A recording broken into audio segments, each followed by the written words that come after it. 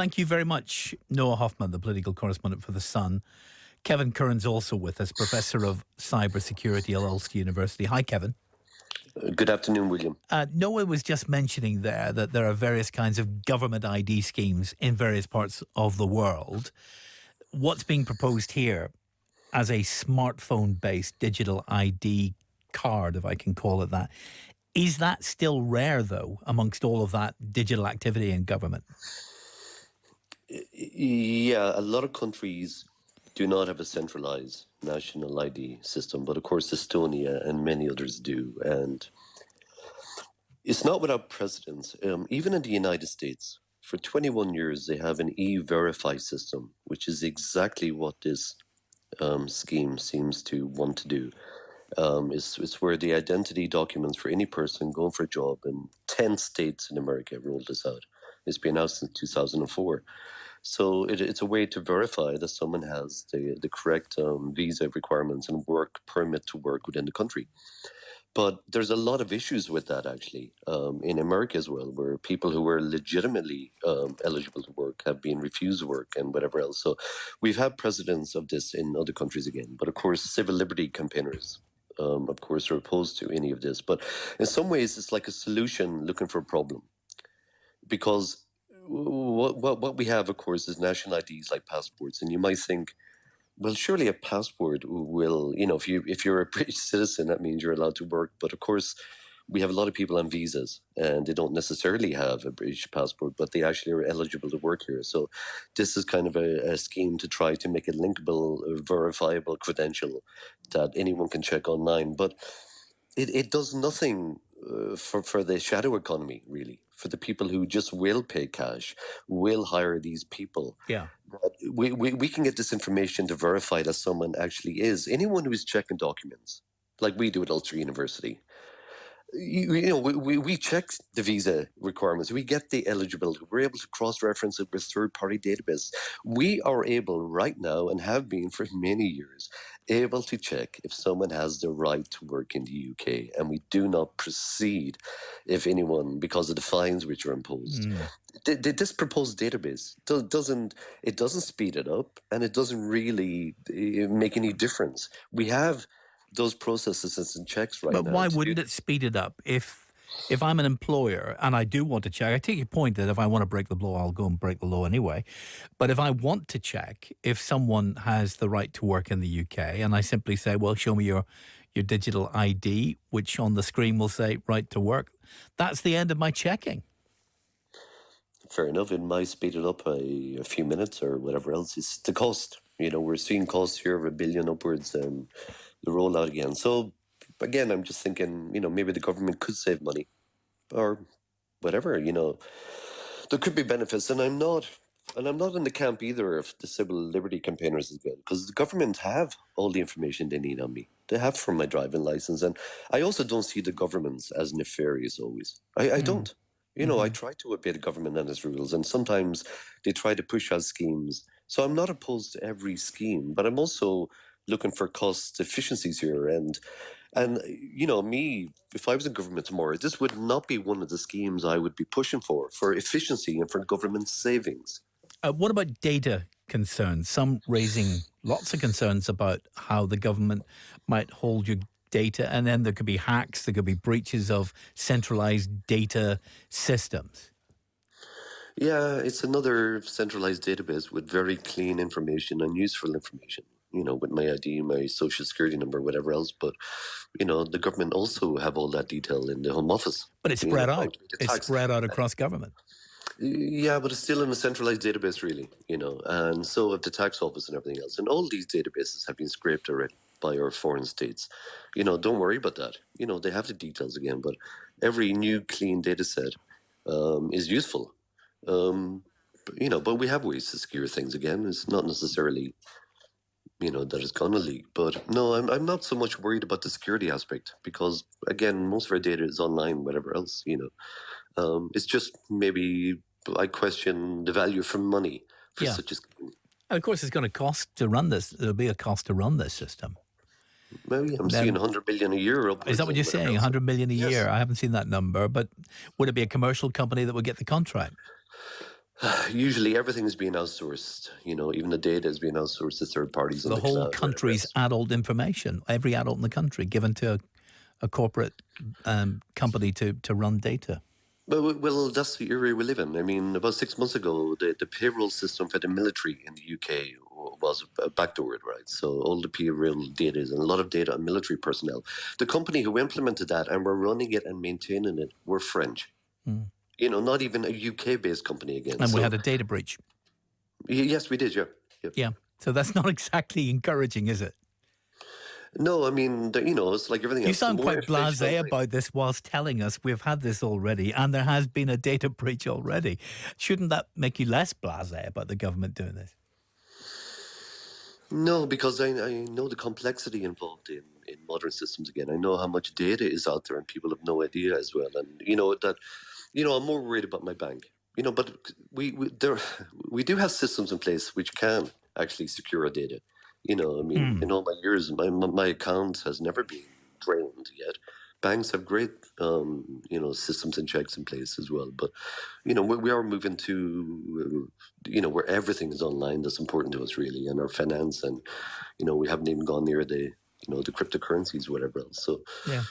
we just got to accept that most of our credentials are out there. Everything is moving online, and not virtual signaling. Mine, the one thing that worries me, and again that like there's 1.7 million people over the age of 75 who don't have a smartphone in the UK. And they're the people I feel sorry is for because everything is moving online. The post offices are closing, the high street banks are closing their presences online. Everything's going virtual. And then there's this cluster of vulnerable people who really cannot, can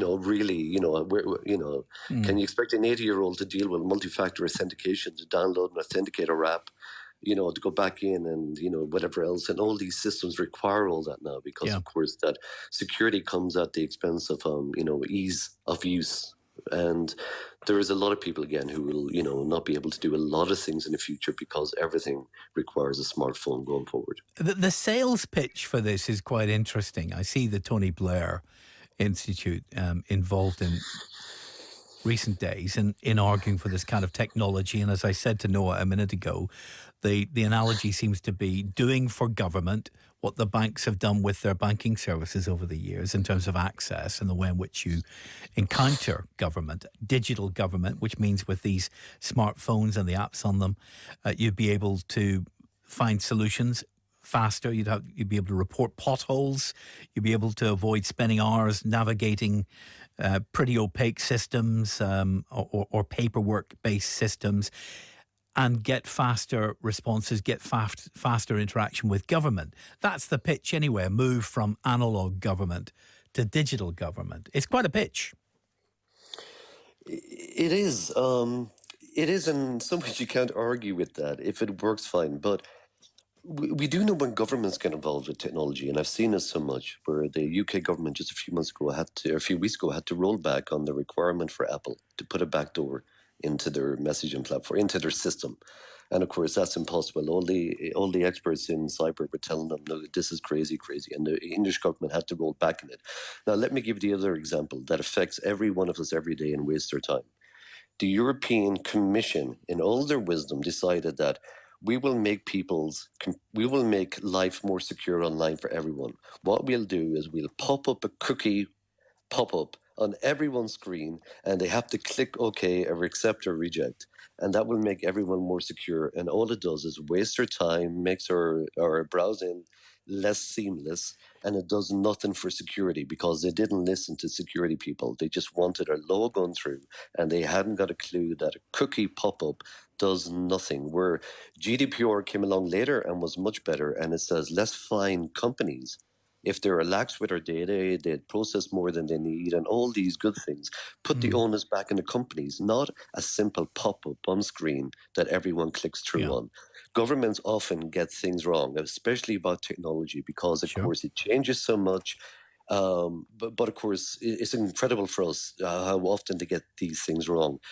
This one is more about the expense. Again, I'm not in the camp saying the government wants to control everything. And of course, this is lumped in with the fear of central digital bank currencies as well. That's the main thing again. And ultimately, a lot of this fear about national ID cards again, it goes back to basically the end of the world where, that the 666, a number of the beast, that's everything that you will have to do will require typing in the number of the beast. And most people accept that will be some form of digital currency and Oh, I'm whatever. expecting sermons this weekend on those Bible texts around this.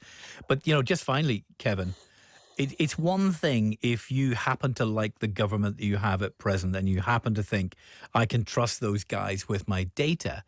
But civil libertarians will be saying, think about a future government that you may not like. Think about a future government, for example, in Germany, if the AfD got elected, or if something like Orban got elected, or if something like Putin got elected, would you be happy for that government of the future to have all your data? And then ask yourself, is this a good idea? Listen, the government, if a corrupt government came in tomorrow into the UK, let's deal with the UK, tomorrow morning, and even without this being rolled out, they can gather everything about me and they could have it, within the day. They will know my addresses, where I visited. They will get my tax returns. They will get they've got everything. They've got access to all these databases already. Yes, maybe a little bit of correlation across the databases and merge it into one. They will have the same view. They have it already. This doesn't give them any more power. Just makes it easier for them to exert that power. Yes, it does make it easier in that case. Right. But they have it already. Thank you, Kevin. That's Kevin Curran from Ulster University, their Professor of Cyber Security. Let's get some of your calls on this. 03030 80 55 55. Been trying to lay it out for you, give you a sense of what this might look like. And this is the future we appear to be going into in the next couple of years. Davy's in Limavady. How do you feel about it, Davy? Hello, William. How are you? Welcome. Well, this is the way I feel. I feel it would be much more simple to digital ID all the people who are not eligible to work as those who are eligible to work. Now, Stammer himself mentioned this morning that it was to curb immigration. So why don't they start with the illegal immigrants and digital ID them? And when they go for employment, say, no, sorry, you can't be here.